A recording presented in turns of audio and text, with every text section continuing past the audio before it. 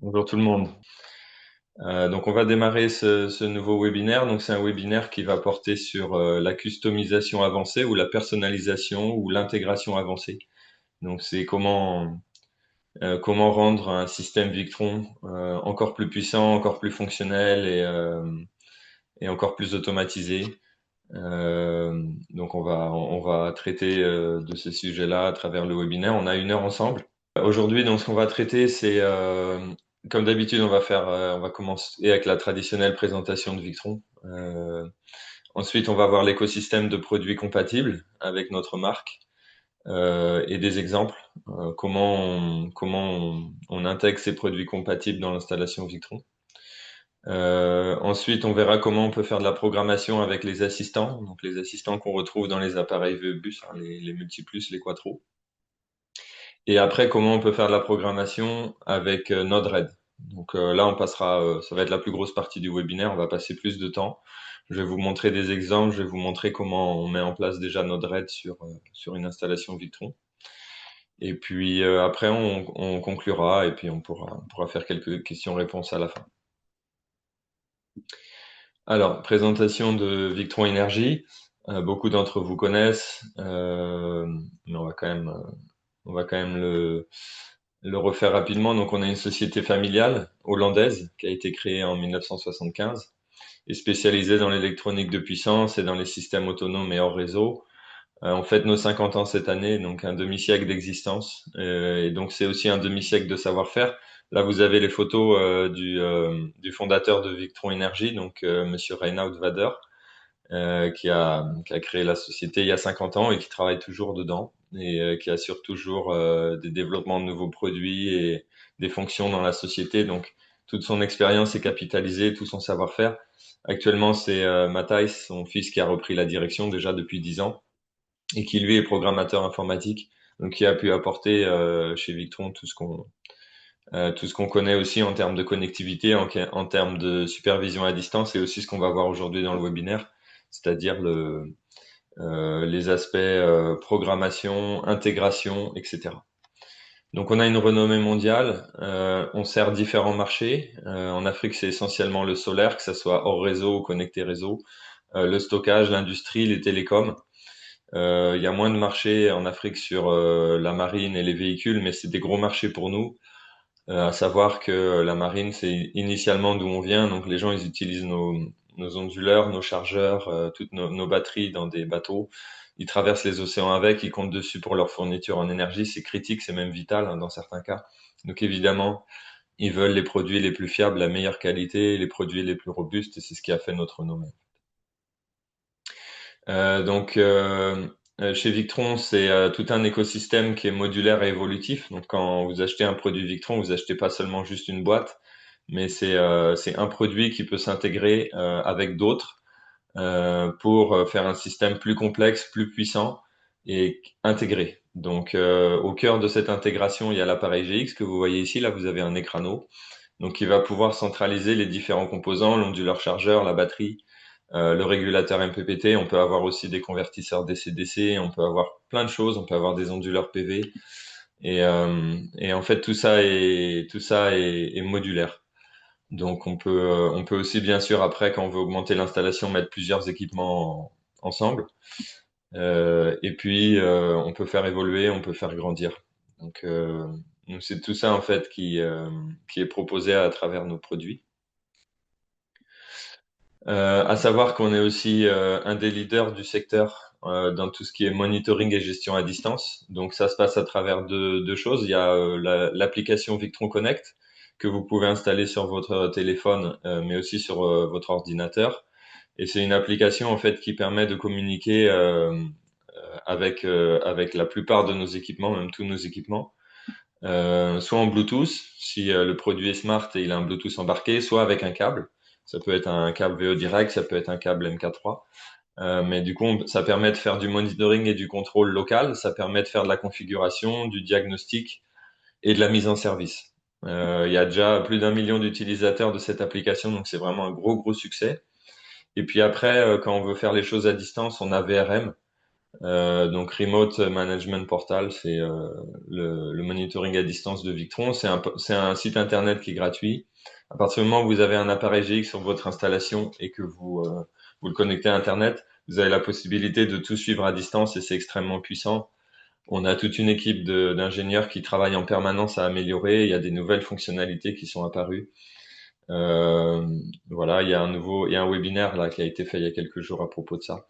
Donc c'est là-dessus, on est vraiment en pointe. On a probablement la meilleure solution du marché. Et vous allez voir qu'avec quand on ajoute par-dessus Node-RED et de la customisation, on peut vraiment faire des choses très très puissantes. Voilà. Donc à propos de Node-RED justement, Node-RED et l'intégration avancée ou la customisation, en fait, c'est une manière de débloquer des nouvelles opportunités. Donc ça permet de créer de la valeur ajoutée, ça permet de générer des économies et tout ça, ça ouvre des opportunités d'affaires sur des projets. Alors c'est pas sur tous les projets, mais sur certains projets, ça peut faire la différence. Donc en fait, Venus OS, c'est le logiciel qui tourne en fait sur un appareil GX. Venus OS, c'est notre operating system hein, qui est développé par Victron depuis plus d'une décennie. C'est un programme qui est open source. Il peut être téléchargé librement, il peut être installé même sur un Raspberry Pi. Et en fait, on peut installer une version large avec Node-RED. Et Node-RED, ça permet de faire des flux ou des flows, en tout cas de la programmation, mais avec un très faible niveau technique pour pouvoir faire des fonctions simplifiées. Donc on va voir ça aujourd'hui à travers différents exemples. Mais en gros, cette nouvelle possibilité de customiser ou de personnaliser les installations, ça peut ouvrir vraiment des nouvelles applications, des nouvelles idées et, euh, et apporter de la valeur ajoutée. Voilà. Donc ça, c'était pour la présentation de Victron Énergie. Évidemment, si vous souhaitez approfondir, vous avez notre site web. On a lancé notre nouveau site web. Il a été complètement refondu là il y a un mois ou deux. Et puis vous avez aussi tous les webinaires qui sont présents sur notre chaîne YouTube. Hein. Si vous tapez sur YouTube Victron Énergie Afrique, vous allez retrouver tous les webinaires qui ont été faits déjà depuis 4 ans. Et vous avez des webinaires thématiques hein, sur différents sujets. Donc si vous maîtrisez pas encore trop tout ce qui est les appareils GX, Victron VRM, il y a eu des webinaires sur ce thème. Si vous voulez plutôt vous approfondir sur les batteries compatibles, il y a eu des webinaires sur le couplage AC, le couplage DC, sur les groupes électrogènes, l'intégration des systèmes hybrides avec des groupes électrogènes. Donc vraiment, je vous encourage à aller voir ces webinaires qui ont été enregistrés, qui sont visibles sur YouTube, ou les revoir si vous avez besoin. Il y a des chapitres aussi qui vous permettent de trouver directement l'information que vous cherchez. Alors, attaquons maintenant avec le sujet du jour. Donc, on va commencer par voir les produits compatibles. Donc, de nombreux produits sont compatibles hein, avec nos solutions. Quand on parle d'un produit compatible, c'est-à-dire que c'est un produit où Victron, en termes de recherche et développement et de fonctionnalité, on a travaillé avec les marques les fabricants de ces produits-là, pour que directement on puisse les intégrer dans un système Victron sans avoir à faire des efforts de développement, des efforts de mise en place d'une communication. Donc les produits se reconnaissent entre eux et ils sont directement intégrés sur l'interface visuelle du Cerveau GX sur l'écran. Ils sont intégrés sur VRM et donc ça facilite grandement le travail de l'installateur ou du développeur du projet. Donc c'est connu déjà depuis longtemps en termes d'onduleur PV quand on veut faire du couplage AC. Il y a plusieurs marques qui sont directement compatibles comme Fronius et SEMA. Là récemment, on a ajouté des nouvelles marques. Hein. Costal, Emphase, qui n'était pas là avant, SMA maintenant, SolarEdge et toutes les marques qui sont listées ici sont compatibles pour la zéro injection, c'est-à-dire que si vous avez un système qu'on appelle en ESS, donc qui va faire de l'autoconsommation avec batterie, mais qui est en permanence connecté au réseau, donc qui va prioriser votre installation sur consommer de l'énergie sur le réseau. Vous pouvez utiliser tous ces onduleurs-là et en fait le système Victron sera capable de les piloter pour assurer le zéro injection. Dans la plupart des pays en Afrique, l'injection n'est pas autorisée, donc en prenant ces marques-là, vous avez énormément de choix. En termes de batterie, aujourd'hui, le lithium est vraiment prépondérant. C'est 95% du marché. Donc là, je vous ai listé quelques listes de batteries qui sont compatibles parmi les plus connues, mais en fait, On a une liste avec plus d'une trentaine de marques. Donc, suivant ce que vous pouvez trouver chez vos revendeurs ou localement, vous allez pouvoir avoir des batteries qui sont compatibles. Donc, qui dit batterie lithium compatible dit une batterie qui va communiquer avec l'appareil Victron, qui va apparaître sur l'écran de l'appareil GX, qui va faire remonter les alarmes, qui va piloter aussi l'onduleur et le régulateur MPPT en fonction du courant ou de la tension qu'elle peut recevoir. Donc tout ça, c'est très intéressant en termes de performance et en termes d'exploitation du système. Ça, c'est assez récent. Depuis à peu près un an, on a travaillé aussi sur de la compatibilité avec les groupes électrogènes. Donc, en fait, c'est pas le groupe directement, mais c'est la console de commande ou le contrôleur du groupe. Donc, les leaders du secteur comme Deepsea, Comap, CRE, Dave, qui sont vraiment des marques très connues, on est compatible avec eux. C'est-à-dire qu'en fait, le contrôleur, mais on va détailler ça à travers un exemple. Le contrôleur du groupe électrogène va directement discuter avec l'appareil GX et votre groupe électrogène va apparaître aussi dans votre système Victron au même titre que vont apparaître la batterie lithium, l'onduleur PV, l'onduleur batterie multiplus, le MPPT, etc. Donc ça aussi c'est très intéressant, on va voir pourquoi. Et puis après il y a toute une liste de capteurs qui sont aussi directement compatibles. Donc si vous prenez par exemple un capteur Rouvy, là que vous voyez ici en noir, c'est un capteur Bluetooth qui fait la température, mais qui capte aussi d'autres variables. Vous pouvez l'appairer en Bluetooth avec votre Cerbo GX ou votre Ekrano GX. Et puis vous avez directement des mesures de température sans avoir à passer du câble. Et, euh, et voilà, ça peut être utile. Vous pouvez multiplier les capteurs dans un système. Je pense qu'on peut aller jusqu'à une dizaine de capteurs. Il y a des capteurs de cuve, hein, donc niveau dans un réservoir. Donc Mopeka par exemple, qui est un capteur aussi qui communique en Bluetooth. Safieri aussi, qui sont des capteurs de cuve. Donc ça c'est très intéressant si on veut monitorer des cuves de carburant, si on veut monitorer des cuves d'eau, eau grise, eau noire, eau potable. Dans l'agriculture aussi, des fois on a besoin d'avoir des niveaux dans des réservoirs pour allumer des pompes, arrêter des pompes, faire du monitoring. Donc tout ça, ça permet de mettre en place des solutions qui sont vraiment puissantes et intégrées. On a aussi des centrales météo de IMT, fabricant allemand. Donc le plus simple, c'est juste le capteur d'irradiance, mais on peut aller sur de la centrale météo complète avec irradiance, température module, température ambiante, vent, vitesse du vent. Tout ça va être intégré avec l'appareil GX. On a juste à interconnecter les fils et directement sur VRM, on retrouve tous les paramètres. Et puis, on a aussi des GPS qui sont compatibles. Il y a plusieurs marques. Là, j'ai mis un exemple. Donc, pareil, si on veut géolocaliser une installation, si on veut faire un geofence, donc en gros, définir une limite géographique dans laquelle le système doit opérer. Donc, ça, c'est intéressant pour les systèmes mobiles, mais ça peut aussi être intéressant pour les systèmes stationnaires si on veut détecter un vol. Voilà. Donc, tout ça, ces capteurs-là, ça vous donne déjà, je pense, des idées sur ce qu'il est possible de faire en termes d'intégration avancée.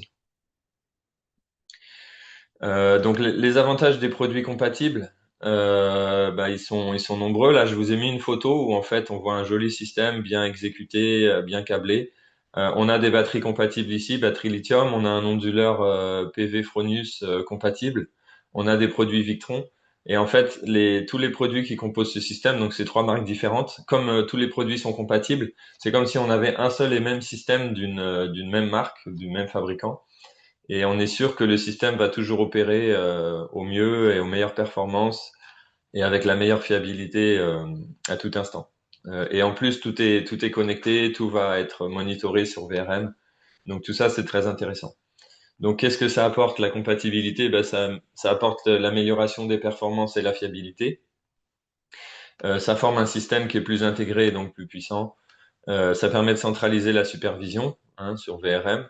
Et puis, ça rend le dépannage aisé puisque dès qu'il y a une erreur sur, par exemple, un Fronius ou sur une batterie lithium, le système Victron va être informé de cette erreur, va faire une remontée.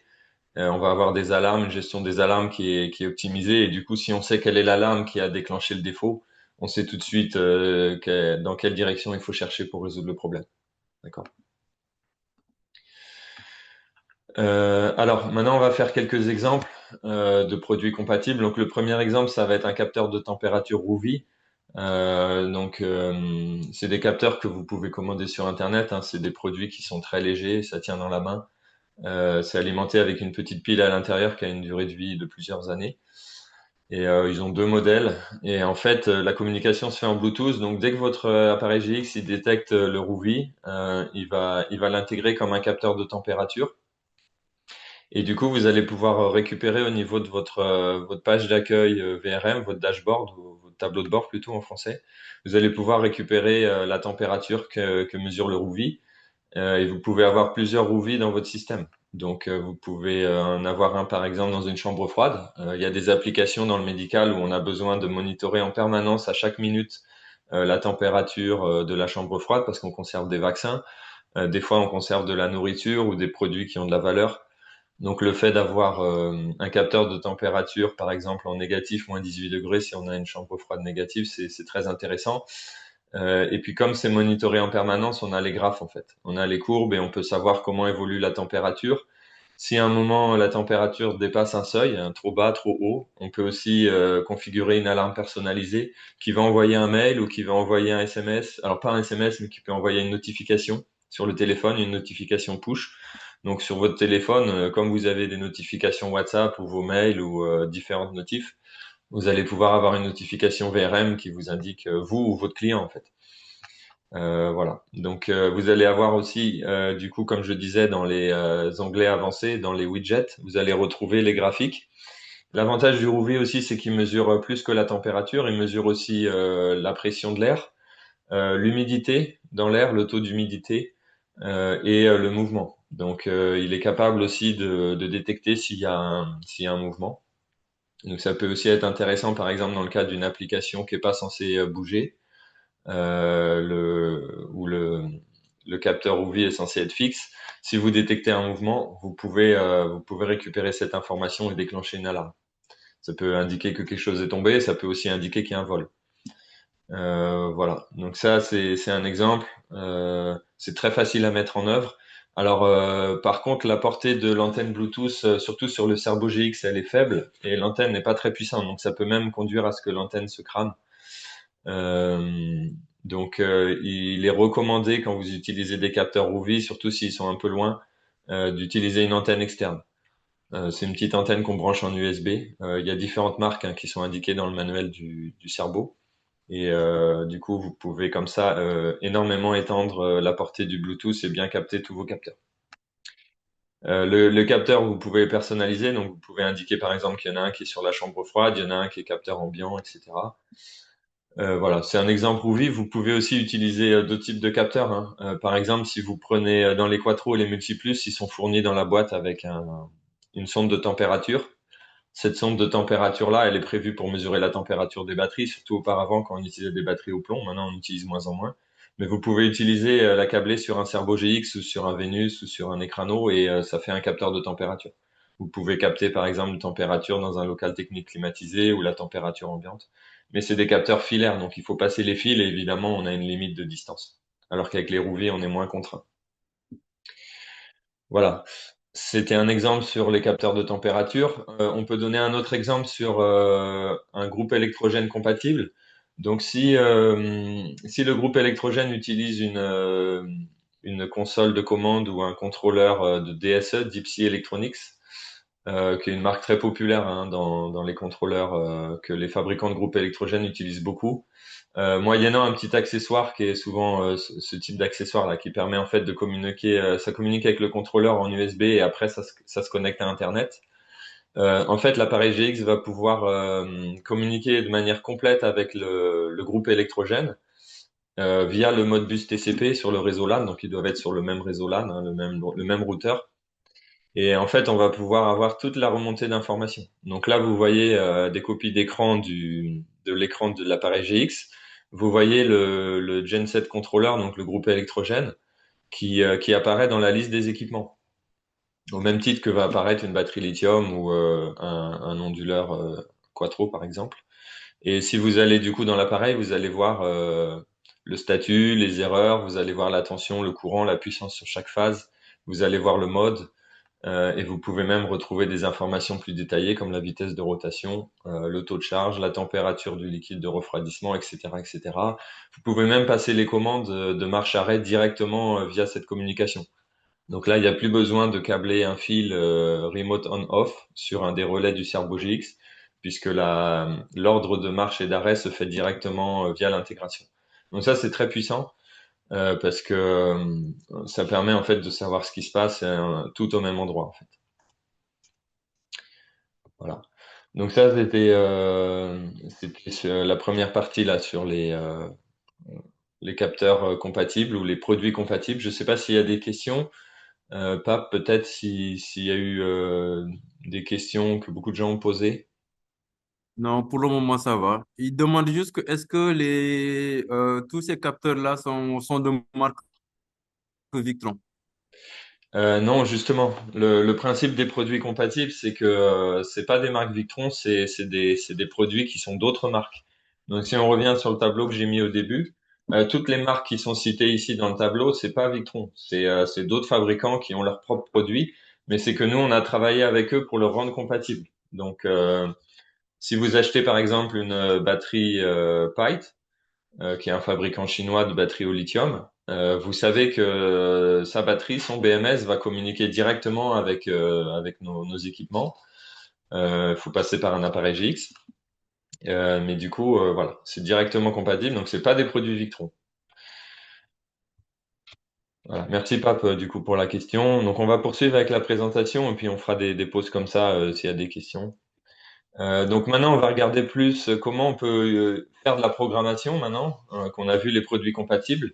Alors, je voulais quand même revenir sur les assistants parce que les assistants, c'est quand même un moyen assez simple et assez facile d'accès pour faire de la programmation basique. Donc les assistants, pour ceux qui connaissent pas, en fait, je vais faire une démonstration tout à l'heure, mais c'est un comment c'est des ajouts qu'on met dans la programmation d'un équipement VE-Bus, donc un équipement Multiplus ou Quattro. Donc pour ça, il faut un câble MK3 et puis le logiciel VE Configure. Il faut désactiver le Virtual Switch et après on peut combiner des assistants pour mettre en place des fonctions automatisées intelligentes.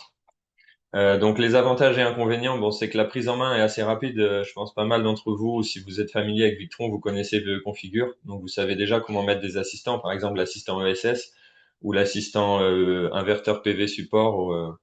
Ils sont assez fréquemment utilisés, donc vous connaissez. Par contre, les inconvénients, c'est que c'est quand même assez limité. On peut pas faire non plus des choses très compliquées avec les assistants. Ça n'intervient aussi qu'au niveau de l'onduleur chargeur. Ça peut pas contrôler le Cerveau GX ou les MPPT ou la batterie au lithium. Donc c'est aussi évidemment limité sur ce plan-là. Et puis ça peut devenir complexe et assez peu commode quand on veut commencer à faire des trucs plus compliqués. Mais quand même c'est une option intéressante. Donc je peux vous donner des exemples là de programmation qui peuvent être faits via les assistants. Donc, vous savez que par exemple, sur nos Multiplus 2, à partir de 3 kVA, et sur tous les Quattro, on retrouve une sortie AC-Out 2, qui est en gros une deuxième sortie qui est configurable, qui est contrôlée par un relais. Et en fait, ce relais, par défaut, il est fermé quand il y a une présence de tension sur AC-In. Ça, c'est par défaut quand on laisse l'onduleur avec les réglages usine. Mais en fait, on peut aller programmer l'onduleur pour qu'il ait un comportement un peu plus évolué que ça. Donc, par exemple, une solution, c'est d'utiliser la sortie ACAO2 pour faire du délestage.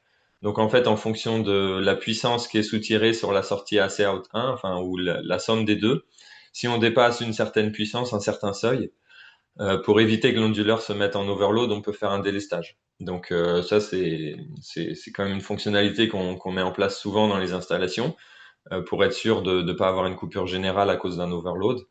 Ça, on peut le faire très facilement avec les assistants et on va vous le montrer tout à l'heure avec un exemple. On peut aussi faire l'inverse, c'est-à-dire qu'on va alimenter ACAO2 quand les batteries sont pleines, par exemple. Donc, si on veut faire de la climatisation, du free cooling, ou si on veut pomper de l'eau, on peut par exemple avoir la pompe ou le climatiseur qui est câblé sur ACAO2 et ACAO2 qui va être alimenté que quand les batteries sont pleines. Donc ça aussi, c'est très facile à faire avec les assistants. En 3 minutes, on peut programmer ça. Et du coup, on a déjà une fonction intelligente, évoluée, qui permet d'apporter de la valeur ajoutée sur le système. On peut aussi, par exemple, si on se trouve en présence d'un multiplus, le multiplus, il a qu'une seule entrée AC-in, hein, c'est pas un quattro, il n'en a pas deux. Mais si on veut quand même fonctionner avec deux sources, comme par exemple un groupe électrogène et le réseau, qui n'ont pas la même puissance, On va pouvoir avec un assistant via une entrée auxiliaire, parce qu'il y a des entrées auxiliaires hein, sur les multiplus, sur les quattro aussi.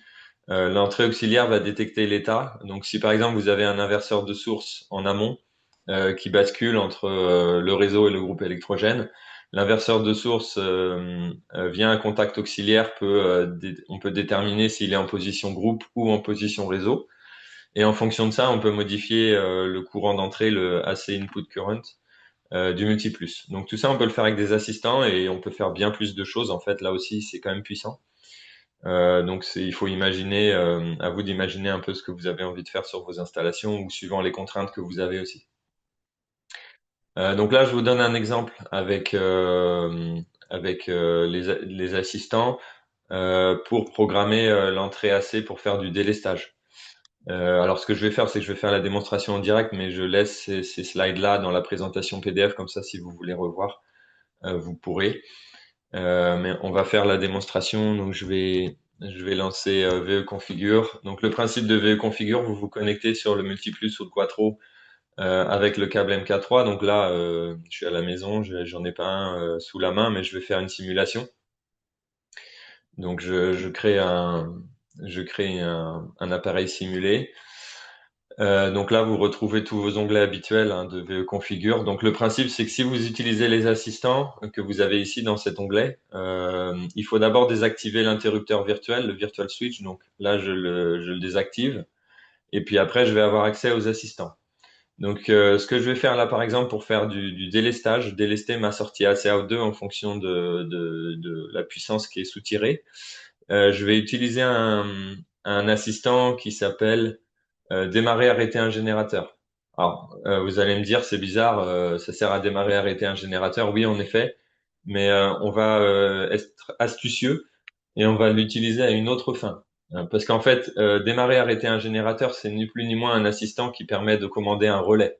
D'accord? Donc, par défaut, en fait, quand on lance cet assistant, il va commander le relais auxiliaire du multiplus ou du quattro. Mais en fait, on peut aussi l'utiliser pour commander le relais AC-Out2 qui pilote la sortie AC-Out2. Donc là, c'est ce qu'on va faire. Donc je lance l'assistant, j'ai quelques avertissements à lire. Bon là, on va gagner du temps. Et là, déjà, on va choisir au niveau de cet assistant quel est le relais qu'on veut piloter. Donc comme je le disais, nous, ce qui nous intéresse, c'est de piloter AC-Out2. Je vais utiliser le relais ACAO2 pour démarrer le générateur, mais en fait, moi, ce que je veux faire, c'est pas démarrer un générateur, c'est délester une charge. D'accord? Délester un circuit. Donc, je choisis la polarité du relais. Donc, est-ce que je ferme le relais ACAO2 pour démarrer le générateur ou est-ce que je j'ouvre le relais? Donc là, ce que je vais faire, c'est que je vais plutôt choisir d'ouvrir le relais ACAO2. Donc, en gros, de délester, hein, ouvrir le relais ACAO2, ça va mettre hors tension ACAO2 et donc ça va délester les circuits qui sont en aval. Je vais considérer que quand je démarre un générateur, en fait, dans ma tête, ça va être je vais délester des charges. D'accord? Et ensuite, je vais définir quelles conditions je vais utiliser pour délester mes charges, pour délester ACAO2. Donc, je peux utiliser la tension de la batterie, je peux utiliser l'état de charge de la batterie, mais moi, ce que je veux, c'est en fonction de la charge qui est soutirée en sortie de l'onduleur. Si je veux, je peux combiner plusieurs fonctions, hein. C'est combinatoire. Mais là, en l'occurrence, moi, ce que je veux faire, c'est le faire avec la charge. Et je vais définir mon seuil. Donc là, c'est un Quattro 5000 watts. Donc, je vais dire, par exemple, quand j'arrive à 4500 watts pendant 30 secondes, je veux délester, du coup, je vais ouvrir ACOUT2. Et puis après, quand je vais revenir à 3000 watts pendant 60 secondes, je vais à nouveau reconnecter ACOUT2. Donc ça va me permettre de soulager la puissance et d'éviter que l'onduleur il fasse un overload. Ensuite, arrêter si CA disponible. Donc ça, c'est quand on utilise une fonction démarrer un générateur. Si on démarre un générateur et que par exemple le courant revient, le réseau revient sur l'entrée ACIN 1 ou ACIN 2, on peut décider d'arrêter le générateur. Moi ici, j'utilise pas cet assistant pour démarrer un générateur, j'utilise cet assistant pour faire un délestage. Donc en gros, le générateur ne s'arrête pas si une entrée CA est disponible. D'accord. Voilà. Donc ça y est, j'ai programmé mon assistant. Si on voit le résumé, je vous l'ai copié dans la présentation PDF. Mais là, on a un assistant du coup qui va délester ACAO2 quand ma charge dépasse 4500 watts et reconnecter ACAO2 quand ça passe en dessous de 3000 watts pendant une minute. Voilà. Donc vous voyez, c'est très simple et on peut mettre plusieurs assistants comme ça qui font des fonctions intelligentes dans mon système. D'accord? Voilà. Donc c'était une petite démonstration. Mais maintenant, ce qui nous intéresse plus dans le webinaire, ça va être de discuter autour de l'intégration avancée avec Node-RED notamment, qui est vraiment le cœur de ce qu'on va pouvoir faire. Donc, je vais vous montrer des exemples. Peut-être pas, je ne sais pas s'il y a eu d'autres questions là avant qu'on poursuive. Ok, juste au niveau du délestage, est-ce qu'on peut utiliser la fonction du relais de groupe pour faire du délestage avec? Oui, bah là c'est ce que j'ai montré. En fait, on a utilisé l'assistant démarrer arrêter un générateur pour en fait définir des conditions qui vont piloter le relais ACAO2. L'avantage du relais ACAO2, c'est que c'est un relais de puissance. Donc, il peut déjà en fait couper des grosses charges, des climatiseurs, des pompes. Et du coup, on n'a pas besoin de passer par un relais auxiliaire. Donc ça, c'est intéressant. Mais si on veut, on peut aussi utiliser cet assistant démarrer, arrêter un générateur pour commander un des relais auxiliaires. Sur les quattro de mémoire, il y en a deux. Sur les multiplus, il y en a un. Et du coup, ces relais auxiliaires, ils peuvent servir après à piloter des relais de puissance ou d'autres types d'équipements dans l'installation. En fait, les possibilités sont grandes. Le principe, c'est qu'on peut quand même faire, avec les assistants, on peut quand même faire de l'automatisation et de la programmation assez simple. D'accord? On peut aussi, avec les assistants, récupérer de l'information. Par exemple, à travers une entrée auxiliaire, on peut récupérer une tension, on peut récupérer l'état d'un contacteur, si un contacteur est ouvert ou fermé. Donc, on peut récupérer des informations et en fonction de ces informations, on peut commander des actions. Donc, c'est déjà en gros un petit automate programmable. D'accord? Maintenant, allons voir sur Node-RED ce qu'on va pouvoir faire. Donc, en fait, le principe de l'intégration logicielle, c'est que si vous avez une idée, si vous avez quelque chose que vous avez envie de faire, si vous pouvez imaginer quelque chose, en gros, vous pouvez le créer, puisqu'il y a tellement de possibilités d'intégration avec des logiciels, avec Node-RED et avec la communication, le Modbus, le MQTT, tout ça qu'en gros, vous avez plus vraiment de limite. La seule limite, ça va être vos compétences. D'accord? Mais tout est possible et on peut vraiment construire des systèmes très puissants. Donc, on va donner quelques exemples. Donc, l'intégration logicielle, ça permet d'intégrer n'importe quel équipement communicant du marché, déjà. Donc, tout à l'heure, là, en début de webinaire, on a parlé des équipements qui étaient officiellement compatibles Victron. Donc, par exemple, si on prend un capteur de température Rouvy, il est directement compatible. Mais en fait, si on veut utiliser une autre marque ou si on travaille sur un projet où il y a déjà des capteurs de température qui sont déjà existants sur le site, on va pouvoir, dans la grande majorité des cas, communiquer avec ces capteurs en utilisant Node-RED. Donc, si c'est des capteurs qui communiquent en RS485 ou en Modbus ou autres protocoles de communication en LAN, si c'est des capteurs qui sont smart, on va pouvoir tout le temps aller récupérer l'information par une manière ou une autre et l'intégrer dans notre système. Là, je vous ai mis un exemple d'un climatiseur. Maintenant, les climatiseurs commencent de plus en plus à être smart. Donc là, c'est un climatiseur gris. Et vous, en fait, sur Node-RED, vous allez retrouver une ensemble de pilotes qui va vous permettre de contrôler le climatiseur directement via Node-RED. Donc, en gros, votre installation Victron va pouvoir piloter le climatiseur, donc modifier la température de consigne. Donc par exemple dans des bureaux, on peut automatiquement, quand c'est un jour férié ou quand les heures du bureau sont terminées à 17 heures quand les gens partent, augmenter la température de consigne, voire même couper les climatiseurs complètement. Si on a des batteries qui sont trop faibles et que le réseau est absent et qu'on peut vraiment, on est en cas critique, on peut délester les climatiseurs ou rehausser la température de consigne ou modifier le mode. Donc en fait, on peut faire des choses très très intelligentes et très puissantes avec n'importe quel produit du marché. Si, autre exemple, vous avez par exemple un onduleur Huawei ou un onduleur Sungrow sur votre installation en couplage AC, qui sont pas des onduleurs officiellement compatibles Victron, vous pouvez vous-même les rendre compatibles en passant par Node-RED et en utilisant la communication LAN que vous avez avec ces onduleurs. Et vous pouvez du coup récupérer la puissance qu'ils produisent, les courants, les tensions de string. Vous pouvez récupérer aussi, faire un contrôle de zéro injection ou un contrôle de puissance. Vous pouvez en fait tout faire. C'est juste qu'il faut, il faut y passer du temps et avoir les compétences. Vous pouvez aussi intégrer ce qu'on appelle des API. Donc en fait, des API, c'est des informations qu'on va pouvoir récupérer sur Internet. Donc par exemple, des API météo qui vont vous donner la température, l'irradiance, la pluie qui va arriver dans une zone géographique.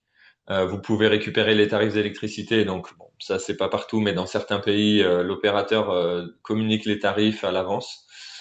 Donc vous pouvez connecter en fait votre installation Victron avec des API. Vous pouvez faire de l'intégration SCADA, domotique.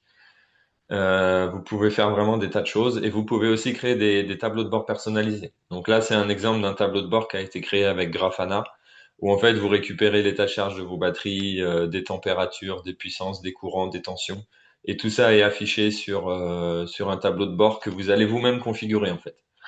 Donc là aussi, ça demande des compétences, mais c'est très puissant. Donc imaginez par exemple un opérateur télécom, il a ses antennes, et ben il serait par exemple très content d'avoir un tableau de bord sur son antenne qui va lui indiquer combien consomment les équipements de son antenne, l'état de charge des batteries, la production solaire. S'il a un local qui est climatisé, quelle est la température dans le local climatisé? S'il y a une alarme incendie, est-ce que l'alarme s'est déclenchée, une alarme d'ouverture de porte? S'il veut aussi, par exemple, s'il est intégré avec son groupe électrogène, il pourrait être content d'avoir toutes les informations de son groupe, hein, le niveau de la cuve, est-ce que le groupe est démarré ou pas, est-ce qu'il y a une alarme sur le groupe. Et le fait de tout avoir sur un tableau de bord, c'est vraiment créer une valeur ajoutée pour le client. D'accord? Donc voilà, c'est un peu ça l'intégration logicielle, c'est vraiment des possibilités infinies. Donc maintenant, on va regarder un petit peu plus ce qu'on peut faire avec Node-RED. Vous inquiétez pas, je vais vous expliquer ce que c'est. C'est l'objectif du webinaire. Mais en gros, on va pouvoir activer Node-RED directement sur l'appareil GX en quelques clics. Et après, on va avoir un environnement de programmation qui va être directement disponible sur VRM, donc en gros sur notre ordinateur, hein, sur une page du navigateur. Et on va pouvoir faire sa programmation là-bas, envoyer le flux ou le flow qu'on a conçu dans l'appareil GX et après l'appareil GX va travailler, va faire ce qu'on lui demande. L'avantage c'est que avec Node-RED, on n'a pas de code à taper, hein, on n'est pas des codeurs informatiques, mais en gros avec ce qu'on appelle des nodes, on va pouvoir aller faire des fonctions et on va pouvoir faire des choses qui sont assez intelligentes et assez puissantes. Donc quels sont les avantages et les inconvénients de Node-RED? Node-RED nécessite un certain effort et du temps aussi pour prendre en main la solution. Il faut quand même y consacrer un peu de temps. Il faut suivre des webinaires, des tutos. Mais par contre, après, derrière, on a accès à un environnement qui est très puissant. On verra aussi à la fin du webinaire que c'est aussi possible de sous-traiter, hein. On a tout un réseau en fait d'experts, de développeurs experts qui connaissent très bien Node-RED, qui connaissent très bien nos produits Victron et qui peuvent en fait pour vous développer des solutions sur mesure. Donc vous pouvez leur sous-traiter des développements. L'avantage de Node-RED, c'est qu'après on a accès à tout l'écosystème Victron. Donc si dans votre installation vous avez un onduleur chargeur, un MPPT, un moniteur de batterie, un convertisseur DC-DC, un chargeur de véhicule électrique, toutes ces informations-là, vous les récupérez au niveau de Node-RED et vous pouvez en faire ce que vous voulez plus tous les produits compatibles. Donc une batterie au lithium va directement communiquer et sur Node-RED, on va retrouver toutes les informations de la batterie qui sont disponibles. On va pouvoir avoir accès à des fonctions qui sont très puissantes. C'est plus intuitif que les assistants, hein. Vous avez vu tout à l'heure, pour faire du délestage, il fallait utiliser un assistant, arrêter, démarrer un générateur. Donc c'est pas très intuitif. Par contre, sur Node-RED, ça l'est beaucoup plus. Et puis sur Node-RED, vous allez trouver aussi de l'aide en ligne, hein. Vous allez trouver des tutos, vous allez trouver toute une communauté qui utilise beaucoup Node-RED et qui va pouvoir vous aider dans vos développements. Vous pouvez créer des tableaux d'affichage, on l'a vu tout à l'heure, et vous allez pouvoir intégrer des produits tiers. Donc on l'a vu avec le climatiseur Smart qui était là tout à l'heure. N'importe quel produit peut être intégré dans Node-RED. Par exemple, là, à Madagascar, il y avait un projet où ils avaient besoin d'intégrer des compteurs d'énergie qui sont pas des compteurs compatibles Victron. Donc, c'était d'une autre marque. Et en fait, comme c'est des compteurs qui communiquent en RS485, ils ont pu être intégrés sur le VRM, le Victron Monitoring. Donc, tout ça, voilà, c'est bon à savoir. Alors, comment on fait maintenant pour activer Node-RED? Donc, en fait, c'est assez simple. Il va falloir aller dans l'interface de votre appareil GX. Donc là, j'ai mis la dernière version, hein, c'est Venus OS 3.62. Je vous recommande de passer dessus parce qu'elle est vraiment plus puissante et en termes de navigation aussi, c'est plus aisé de s'y retrouver. Donc, vous allez dans Général. Après, vous allez dans Micro-logiciel et vous allez dans Mise à jour en ligne. Et là, vous devez activer un type d'image qu'on appelle large. Donc, vous allez voir ici, là, vous arrivez sur ce menu. Par défaut, vous avez l'image normale, mais vous allez activer l'image large. Donc, il va télécharger l'image, il va la réinstaller sur l'appareil GX, il va redémarrer. Ça va pas couper votre installation, hein, vous inquiétez pas. Et après, à partir de là, vous avez accès à Node-RED directement sur VRM. Donc, je vais vous montrer un petit peu à quoi ça ressemble. Bon, là, vous pouvez le voir ici à travers les copies d'écran. Mais je vais vous le montrer directement sur l'installation que j'ai à la maison. Donc, je pense que vous voyez tous mon écran avec VRM. Encore une fois, pour ceux qui connaissent pas VRM, il y a un webinaire qu'on a fait dessus. Il y a même deux webinaires. Donc, si vous maîtrisez pas trop ça, allez les voir. Prenez le temps de comprendre. Parce que là, le webinaire qu'on fait, il est quand même assez pointu, hein, au niveau technique. C'est pour des gens qui ont déjà fait des installations, qui en ont déjà fait, je dirais, au moins 10 installations et qui commencent à être vraiment à l'aise avec nos produits. Ils savent ce que c'est qu'un appareil GX, ils savent ce que c'est qu'un onduleur, un MPPT. Et pour les gens qui veulent pousser plus loin, en fait, leur expertise. D'accord? Donc ça, c'est l'installation que j'ai à la maison. Donc vous voyez le tableau de bord, où on a tout l'environnement un peu classique qu'on connaît avec l'historique de production, les économies qu'on a pu faire, etc. Vous retrouvez ici votre onglet avancé avec, par exemple, si je prends la semaine passée, on va voir énormément d'informations sur ce qui se passe sur le système. C'est très utile pour le suivi des performances, pour le dépannage. On a la liste des appareils. Donc là, ici, moi, dans l'installation que j'ai un multi-RS. Donc c'est un onduleur hybride de 6 kVA, un tout en un. J'ai un compteur d'énergie Victron Énergie qui me sert à faire de l'ESS. Hein. Donc à la maison, je fais de l'ESS avec une partie de ma maison n'est pas alimentée sur batterie, mais quand même mon système ESS me permet de faire de l'autoconsommation. J'ai une batterie au lithium avec un BMS que j'ai fait moi-même, une batterie que j'ai fait moi-même, donc c'est un BMS JK BMS, et puis un Servo GX, d'accord? Alors là, vous voyez qu'il y a un nouveau menu qui est apparu sur l'installation parce que moi j'ai déjà installé Venus OS large, j'ai déjà activé l'image large, et du coup, si je clique dessus, je retrouve Node-RED et aussi le dashboard Node-RED, donc c'est un tableau d'affichage. Donc là, ici, j'ai directement accès à Node-RED pour mon système, pour mon installation. Donc si je clique sur Node-RED, ça va me charger en fait l'interface, le tableau de bord Node-RED où je vais pouvoir faire ma programmation. Voilà. Donc vous voyez, donc là j'ai déjà fait un peu de programmation. Alors pour tout vous dire, hein, Node-RED c'est pas quelque chose que je maîtrise. J'ai commencé juste à m'y intéresser et à faire mon premier, on va dire mon premier flux là, mon premier flow. Je l'ai fait il y a 2 semaines. Donc voilà, je suis vraiment un débutant, je connais pas grand-chose. Mais en fait, je pense que c'est important et intéressant de voir qu'en fait, même quand on est débutant, on peut déjà faire des choses puissantes. Et en fait, le fait de s'y intéresser et de le faire, ça ouvre tout un champ de possibilités, quoi. Donc là, je me suis amusé à faire un petit flux euh, qui, euh, qui fait une fonction pour piloter un extracteur d'air, un ventilateur qui refroidit en fait l'endroit où est placé l'onduleur parce que ça chauffe. Et en fait, c'est assez facile à faire. Donc bon, avant de rentrer dans le détail du flux, je vais déjà vous expliquer un petit peu comment ça fonctionne Node-RED. Donc en fait, vous avez des nodes ou des nœuds qui sont assez nombreux et qui vous permettent de faire des fonctions. Donc là, par exemple, si vous êtes sur les nodes Victron Énergie, vous allez retrouver énormément d'informations sur, par exemple, ESS ou le chargeur de véhicule, là, EV Charger. Mais vous pouvez avoir une node GPS, donc qui vous donne une position GPS.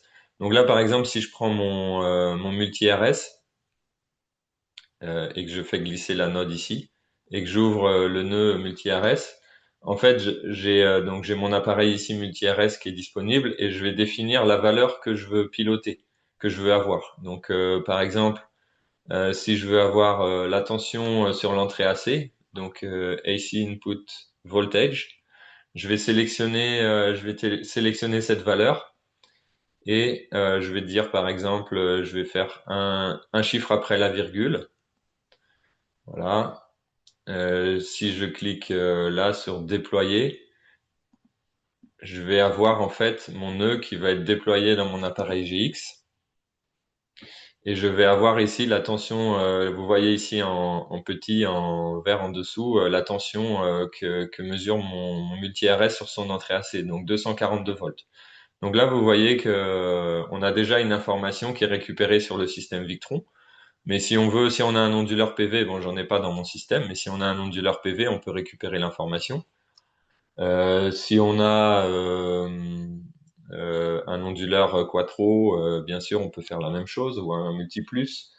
Bon, vous voyez, hein, je vais pas trop détailler parce que ça pourrait prendre des heures, mais vous voyez que vous avez accès à énormément d'informations. Donc là, par exemple, en fonction de la tension de la batterie, la tension, pardon, du réseau, je pourrais commander une action sur mon système. Alors, je sais pas, mais dire, bah, tiens, si par exemple ma tension elle dépasse 200 volts, je veux faire délester ou commander un relais ou générer un avertissement ou générer une alarme ou envoyer un SMS. Vous pouvez faire en fait des tas de choses. Ou au contraire, si la tension dépasse un certain seuil, par exemple 250 volts, on veut être averti. Ou on veut déclencher par exemple un transfo abaisseur. En fait, on peut faire plein de choses. Alors là, c'est un exemple avec la tension, mais si je veux, je peux aussi contrôler. Je peux aussi récupérer d'autres informations comme je sais pas moi, des alarmes, l'état des alarmes, la température de la batterie, la tension de la batterie, des compteurs de kilowattheure. Hein, vous voyez que vous avez accès à plein d'informations. On peut aussi piloter. On peut aussi piloter des choses, c'est-à-dire que, par exemple, si je prends alors, euh, alors, je sais pas exactement où est-ce qu'on va trouver l'information, mais par exemple, si je prends AC System Control, là, je prends mon système RS. Je vais pouvoir aussi, au lieu de récupérer une information, je vais pouvoir faire une action. Par exemple, si je veux contrôler euh, le mode ESS, ou par exemple le ESS set point. ESS set point, en fait, c'est par exemple la puissance que ESS va essayer de prendre sur le réseau. Donc en général, c'est une petite puissance autour de 50 watts, ou 0 watts, c'est-à-dire qu'en gros, ESS va prendre 0 watts sur le réseau. Mais si je veux, je peux changer cette valeur. Donc de manière dynamique, dans Node-RED, je peux dire à mon onduleur, tu vas prendre sur le réseau ou tu vas réinjecter dans le réseau. Donc en modifiant le ESS set point, par exemple, si on met une valeur négative, si par exemple je mets -1000, euh, alors je sais pas exactement où le faire parce que je suis pas assez expert, mais en fait on va pouvoir modifier le point de consigne de SS et on va pouvoir soit charger la batterie, soit la décharger. Donc si on veut faire des fonctions vraiment complexes, on peut le faire. Voilà. C'est juste un exemple pour que vous puissiez voir. D'accord? Donc là on a l'interface avec les nœuds et le flux. Après on connecte en fait les nodes ensemble et puis ça va nous permettre de mettre en place des fonctions. Donc si je reviens sur ma présentation, tac. Là, je vous donne un exemple de flux c'est le premier flux que j'ai fait. Hein. Donc, comme je vous dis, je suis pas du tout un expert, je suis vraiment un débutant. Mais en fait, là, moi, le flux que j'ai voulu mettre en place, c'était un flux qui pouvait piloter un petit ventilateur en fonction de la température de la batterie, parce qu'en fait, sur mon système, je peux lire directement la température, le BMS de la batterie à des capteurs de température. Donc, je récupère la température de la batterie. Et en fait, en fonction de cette température, je vais allumer ou éteindre un relais. Donc, en l'occurrence, là, c'est le relais numéro 2 de mon Cerbo GX. D'accord? Donc, ce que je fais, c'est que, en gros, je récupère la température de la batterie via mon BMS. Donc c'est ici ce nœud-là. Il est connecté ici avec un switch qui permet de définir en fait des seuils au niveau de la température. Donc il y a un seuil haut qui est 29 degrés. Donc en gros, quand la température de la batterie va dépasser 29, hein, la condition c'est supérieur. Donc quand la température de la batterie dépasse 29 degrés, ici la sortie numéro un de mon switch va s'activer. D'accord? Et à l'inverse, dans le sens quand la température redescend et qu'elle est inférieure ou égale à 28 degrés, c'est la, la sortie numéro 2 ici qui va s'activer. Donc vous voyez la sortie numéro 2, la condition c'est être inférieur ou égal et la valeur c'est 28 degrés. Donc tout ça on peut le paramétrer. Et après sur ces sorties de mon switch, je vais avoir des activateurs donc qui vont en fait juste transformer l'information qu'on a ici en une information qui est recevable par le relais du Vénus. En fait, le relais du Vénus, c'est simple, hein. Pour ouvrir le relais, on doit avoir une valeur de 0 ici. Et pour fermer le relais, on doit avoir une valeur de 1. Donc en gros, ce que fait mon activateur ici, c'est que quand cette sortie-là, elle est active, il va envoyer un 1 sur le Vénus. Donc en gros, il va fermer le relais et ça va du coup alimenter le ventilateur. Et inversement, quand cette deuxième sortie qui indique que la température est inférieure ou égale à 28 degrés est active, à ce moment-là, lui, ce désactivateur, il va envoyer un 0 ici sur sa sortie. Et le 0 va être interprété par le relais 2 comme quoi il doit se fermer. D'accord? Donc, on va aller voir directement dans... Je regarde mon prochain message. Ouais. On va aller voir directement, du coup, dans l'interface Node-RED, à quoi ça ressemble. Donc, c'est le flux qu'on a ici.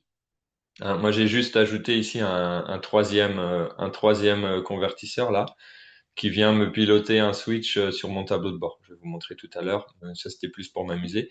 Donc ici, sur mon nœud, je vois que j'ai mon BMS de batterie, mon JK BMS, et la valeur que j'ai choisie, qui m'intéressait ici, vous voyez que vous avez beaucoup d'informations qui sont disponibles. Mais moi, c'est la température de la batterie. Donc je récupère la batterie la température de la batterie. Par exemple, je peux l'appeler température batterie en bon français. D'accord? Et là, ici, on voit qu'actuellement, elle est à 28,5 degrés. D'accord? Donc ici, j'ai mon switch qui va définir les seuils. Donc là, j'avais un peu modifié les valeurs entre le moment où j'ai fait les copies d'écran pour la présentation et maintenant. Et du coup, il démarre quand on est à 28 degrés, supérieur à 28 degrés, et mon ventilateur s'arrête quand on est inférieur à 27. Donc là, ce qui se passe, c'est que comme on est supérieur à 28, on est à 28,5. Vous voyez qu'ici, ça va fonctionner puisque l'activateur a déclenché le relais du Vénus. Hein, si j'ouvre ici, j'ai choisi mon appareil Vénus, un Vénus Device, c'est le Cerbo GX en fait. Tout ce qui est Device, c'est Cerbo GX, Venus GX, Ekrano GX, Color Control GX. Vous avez compris le principe. Et vous choisissez lequel des deux relais vous voulez piloter. Donc moi, j'avais pris le relais numéro 2. Et vous voyez, si on a un 0, le relais s'ouvre, et si on a un 1, le relais se ferme. Et là, vous voyez qu'actuellement, là, le relais, il est fermé, puisque, en gros, on a une température qui dépasse les 28,5 degrés. Et une fois que le local sera refroidi et que la température sera descendue en dessous de 27, hein, c'est la valeur qu'on a ici, le relais va se fermer. Alors, on peut jouer dessus, hein, si par exemple, je veux arrêter à 30, je veux démarrer la ventilation à 30 degrés et l'arrêter à 29. Je fais terminer. Alors, il faut déployer, hein. Donc, quand on fait déployer, ça va envoyer les réglages dans le Cerveau GX. Donc, ça y est, mon flux a été déployé. Et là, vous voyez qu'on est passé dans un autre état où, en fait, mon relais, il est sur 0, donc il est ouvert. Donc là, actuellement, le ventilateur qui refroidit le local, il est éteint. D'accord? Et on va attendre que la température monte jusqu'à 30 degrés pour que ça le lance. Donc voilà, je pense que vous avez compris le principe. Donc je vais remettre les valeurs qui étaient définies. Vous avez compris le principe, mais vous voyez qu'en fait, c'est très simple du coup de faire un système de refroidissement avec des seuils qui sont faciles. J'ai ajouté aucun composant dans mon système puisque j'avais déjà la température qui était disponible sur mon BMS et j'avais déjà les relais, j'ai déjà deux relais qui sont disponibles sur mon Cerbo GX. Si je veux, je peux aussi utiliser le relais de mon multi-RS. Hein, donc, où est-ce que je peux le choper? Par exemple, si j'ai multi-RS contrôle, je vais définir ici, je sais pas où il est le relais. Relais 1 de multi-RS. Voilà, donc c'est le même principe. Hein. 0, il s'ouvre et 1, il se ferme. Et en fait, je pourrais très bien avoir le relais de mon multi-RS qui est commandé à la place de mon Vénus. Hein. Vous avez compris le principe. Et après, physiquement, dans mon installation, je dois câbler mon ventilateur sur ce relais. Hein. C'est un petit relais qui est à l'intérieur du multi-RS. D'accord?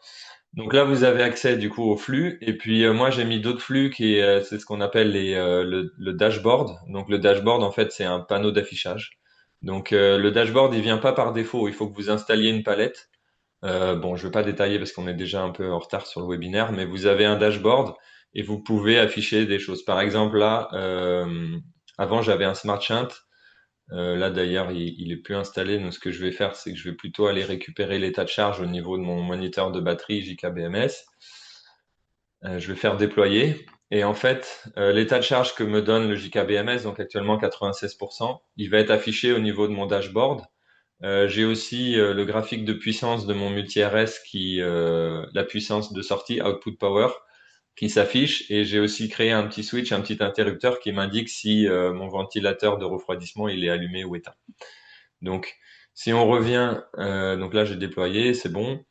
Je vais revenir sur mon installation et je vais vous montrer à quoi ressemble le dashboard juste pour que vous compreniez. Donc là, j'ai le Node-RED pour faire la programmation et là, j'ai le Node-RED pour faire le dashboard. Donc le tableau d'affichage en français. Donc je clique dessus et ça va me sortir le tableau d'affichage que j'ai programmé sur Node-RED. Donc vous avez une jauge qui indique l'état de charge de la batterie. Donc on a vu c'est 96%. Donc là la jauge est ouverte. J'ai le graphe de puissance qui m'indique quelle puissance je soutire sur mon multi-RS. Donc là je vois que j'ai eu une petite pointe à 1500 watts tout à l'heure. Et puis je vois si mon extracteur d'air, mon ventilateur, il est alimenté. Donc là, ce switch-là, en fait, c'est un switch qui indique s'il est alimenté ou éteint.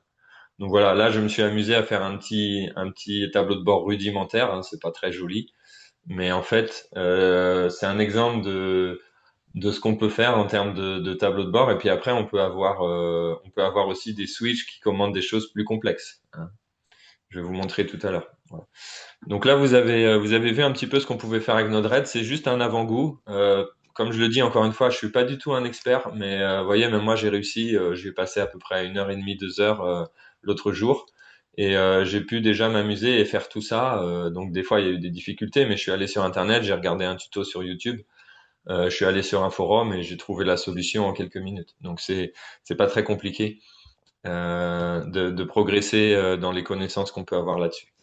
Donc si je reviens sur ma présentation, vous voyez ici que du coup le petit flux que j'ai implémenté, il pilote le relais 2. Et on voit ici par exemple quand la température de mes batteries elle augmente au-dessus d'un certain seuil, on voit que le relais numéro 2 là du cerveau, on voit qu'il était ouvert et il se ferme et il ventile. Et puis après il ventile à partir de 11 heures midi. Et puis après jusqu'à 20 heures 21 heures il arrête de ventiler et la nuit il s'éteint. Donc voilà, c'est la preuve que ça fonctionne. Une autre chose qu'on peut faire avec Node-RED, qui est assez puissant, c'est de piloter des contacteurs sans fil, des contacteurs Wi-Fi. Donc par exemple, vous avez des marques, il y en a plein. Hein. Vous trouverez ça sur Alibaba ou sur d'autres revendeurs en ligne. Mais par exemple, il y a Shelly ou il y a Sonoff qui sont en fait des contacteurs qui fonctionnent en Wi-Fi. Donc en fait, ils reçoivent l'ordre directement de Node-RED en Wi-Fi. Et après, ils peuvent allumer et éteindre des charges. Donc c'est très intéressant. Par exemple, si on veut piloter un chauffe-eau, on veut faire de l'eau chaude quand les batteries sont pleines et qu'on a un excédent solaire, bah en fait, on va pouvoir alimenter le chauffe-eau suivant des conditions qui ont été définies sur Node-RED. Et l'avantage de ça, c'est qu'on n'a pas besoin d'aller tirer des câbles dans le bâtiment pour aller piloter le chauffe-eau. On met juste le contacteur au plus près du chauffe-eau, il est piloté sur le Wi-Fi. Ça peut être intéressant, par exemple, sur un complexe hôtelier, hein, si on a 50 chambres, s'il faut s'amuser à aller dans chaque chambre, piloter chaque chauffe-eau avec des fils, c'est compliqué. Mais par contre, si on a une flotte de contacteurs Wi-Fi, on va pouvoir très précisément, pardon, piloter les chauffe-eau et on peut faire des choses assez intelligentes, comme par exemple piloter les chauffe-eau pour qu'ils chauffent l'eau que quand il y a assez de puissance disponible sur l'installation pour pas faire des overloads. On peut le faire quand il y a du soleil pour du coup le faire gratuitement. On peut aussi faire des schémas rotatifs, c'est-à-dire que quand un chauffe-eau a fonctionné pendant 2 heures, il y en a un autre qui va le faire. Si par exemple les chambres sont inoccupées, on peut créer un tableau de bord pour l'hôtel et faire en sorte que si la chambre est inoccupée, on va pas chauffer l'eau. Ou au contraire, si la chambre est occupée, on va chauffer l'eau pendant 5 heures avant que le client n'arrive pour qu'on soit sûr qu'il ait de l'eau chaude. Donc là, je parle d'un hôtel qui aurait des chauffe-eau directement dans chaque chambre. Vous voyez qu'en fait, on peut faire des choses qui sont vachement intelligentes pour pas très cher et que en fait personne d'autre saura faire et qui peuvent avoir des économies énormes parce que la consommation d'eau chaude pour un hôtel ou la consommation de clim, c'est vraiment très important. D'accord? Donc ça, c'est un autre exemple. Donc là, vous avez ce garçon, là, Sean, qui est au Zimbabwe. Lui, il est assez fort sur Node-RED, il est même très fort. Et donc, il a un système qui ressemble un peu à celui que j'ai. Et en fait, lui, il a créé un petit tableau de bord qui lui permet en fait de piloter son chauffe-eau et aussi une pompe à eau en fonction de différentes choses. Donc, il la pilote en fonction de la puissance disponible sur son onduleur et en fonction de l'état de charge des batteries. Et l'avantage, c'est que lui, au lieu d'aller modifier le code directement sur Node-RED, il a créé un petit tableau de bord avec des jauges. Et puis, on peut activer, désactiver des choses. Donc, par exemple, quand il y a un délestage, on peut le détecter et modifier les paramètres de fonctionnement. D'accord? Puis après, il a créé aussi un petit tableau de bord qui indique la puissance, l'état de charge des batteries et est-ce qu'on alimente actuellement le chauffe-eau ou pas. Donc, voilà, c'est des petits exemples qui donnent des idées en fait sur ce qui est possible de faire. Autre chose, bon là, ça va être vraiment dans des cas très pointus, mais on a sorti un nouveau produit qui s'appelle IO Extender 150. Donc en fait, c'est un extender pour le Cerbo GX ou l'écran GX, enfin tous les appareils GX. Ça se connecte avec un câble en USB dessus et ça va rajouter des nouveaux relais. Donc là, en plus des 2 relais qu'on a sur les appareils, on va avoir 2 nouveaux relais ici. Donc ça, c'est des relais classiques, mais c'est des relais qui sont comment ça s'appelle? Stables. Donc en fait, ils sont bistables. Donc s'ils sont sur l'état A et qu'il y a une perte d'alimentation, ils restent sur A et après ils passent sur B. Si on les commande de passer sur B, ils restent sur B. Donc ils sont bistables. On a aussi un relais statique. Donc ça, c'est pas un relais avec une bobine, hein, c'est un relais statique.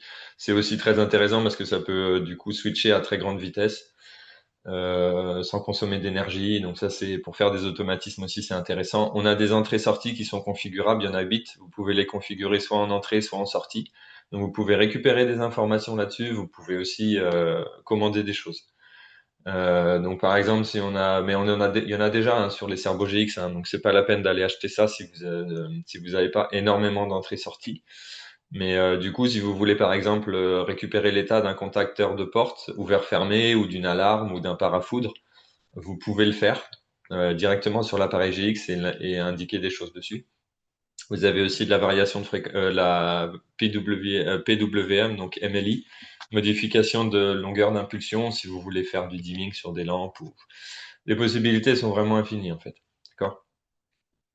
Une dernière petite chose aussi qui est important et intéressant, c'est qu'en fait, vous avez peut-être suivi cette actualité sur les réseaux, mais maintenant on peut configurer une tablette comme un écran d'affichage d'appareil GX. Donc vous avez un Cerbo GX par exemple qui vient par défaut, il n'a pas d'écran. Vous pouvez configurer n'importe quelle tablette, n'importe quel afficheur. Ça peut même être une télé, hein, une télé Wi-Fi, tant qu'il y a du Wi-Fi dessus, comme un afficheur. Et en fait, du coup, grâce à ça, ben, votre installation, elle s'invite vraiment à la maison ou au bureau, au plus près de l'utilisateur. Donc ça, c'est mon système à la maison. Là, il y a les plaques de cuisson, la machine à café. Vous voyez en fait que la tablette, elle est directement dans la maison. Elle est plus, c'est plus un écran qui est dans le local technique où on va aller en fait jamais ou 2 fois par an. Mais là, maintenant, on a directement une tablette qui affiche le système, combien on consomme, combien on produit en solaire, quel est l'état de charge des batteries. Et ça, c'est vachement intéressant parce que déjà, on voit beaucoup mieux ce qui se passe sur le système. Et après, on peut aussi avoir accès à des fonctionnalités avancées. Donc là, si vous cliquez sur l'image, vous verrez un tuto qui indique comment faire ça. Et une nouvelle fois, pour les gens qui sont vraiment, par exemple, les professionnels qui exploitent des systèmes et pour qui c'est vital, hein, par exemple, les gens dans les télécoms, mais ça peut être aussi des gens dans les banques, dans l'hôtellerie, dans plein de secteurs où en fait ils ont besoin d'avoir une énergie fiable. C'est intéressant d'avoir cet écran-là qui est placé au niveau de leur poste de travail en fait. Voilà. Donc, si vous voulez approfondir toutes ces connaissances, vous avez des tutos. Donc, je vous ai mis les liens, hein, comment installer Venus OS large et comment le faire tourner. Un webinaire YouTube, alors c'est en anglais, mais vous pouvez mettre les sous-titres en français sur comment faire Node-RED. Moi, c'est celui-là que j'ai utilisé pour apprendre. Et vous avez Victron Community où vraiment maintenant il y a beaucoup de gens qui utilisent Node-RED et qui montrent leur travail, qui ont des fois quand ils ont des problèmes, ils envoient un message et tout le monde bénéficie de la réponse. Donc voilà, vous avez vos ressources ici. Et puis je l'avais dit tout à l'heure, si vous n'êtes pas assez confortable sur la programmation, vous vous sentez pas à l'aise, c'est aussi possible de sous-traiter en fait. Donc il y a des développeurs comme Sean, le garçon qu'on a vu tout à l'heure, il peut vous sous-traiter des flux ou de la programmation ou des fonctionnalités. Et donc là, actuellement, il y a une cinquantaine de développeurs certifiés dans le monde. Vous avez la carte ici. Donc c'est des gens qui peuvent vous développer des fonctionnalités qui sont uniques et qui peuvent vous permettre du coup de remporter des marchés ou voilà, d'avoir vraiment une valeur ajoutée qui est totalement nouvelle sur un projet. Et vous pouvez aussi, si vous êtes vous-même très fort, vous pouvez devenir des prochains développeurs. Donc on a un programme, hein, pour les développeurs certifiés où vous remplissez un formulaire et puis on va évaluer vos compétences. Et si vous êtes bon, vous pouvez devenir développeur certifié, ce qui peut vous amener aussi des opportunités.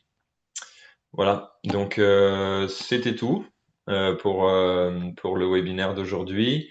Je vais juste conclure. Voilà, donc pour conclure en fait sur l'intégration avancée. Donc l'intégration avancée, c'est un nouveau champ de possibilités et de nouvelles opportunités. Ça nécessite une formation et là le webinaire qu'on vient de faire, c'est juste une initiation. C'est juste pour vous donner un avant-goût et vous ouvrir sur ce monde et sur ces possibilités. Mais évidemment, il faut y passer plus de temps. C'est adapté pour des projets où on veut vraiment apporter de la valeur ajoutée et du sur-mesure et ce qui permet de faire la différence. Mais évidemment, pour une installation très simple, très basique, où la personne va faire une utilisation simplifiée de son système, c'est pas du tout la peine d'aller faire de la customisation avancée. D'accord? Donc il faut bien voir, c'est un outil, mais c'est pas obligé de l'utiliser, c'est une option. Et voilà, c'est ça. Donc, et puis, s'il y avait vraiment une chose à retenir de ce webinaire, c'est qu'en gros, si vous avez une limitation et que vous avez imaginé une solution, ou que vous dites, tiens, mais ce serait bien si on pouvait faire ça, à partir du moment où vous l'avez formulé dans votre tête, vous pouvez le créer. Et même si c'est pas vous, ça peut être un développeur qui le créera pour vous. D'accord? Donc, voilà, retenez surtout ça, parce que c'est vraiment des nouvelles choses qui vont se développer dans les années qui viennent. On le sait que les produits deviennent de plus en plus smart, de plus en plus communicants, de plus en plus Wi-Fi. Et donc, en fait, à travers Node-RED et à travers tout ça, on va pouvoir maximiser le potentiel de tous ces nouveaux outils qui arrivent, quoi. Voilà. Merci à vous pour votre attention.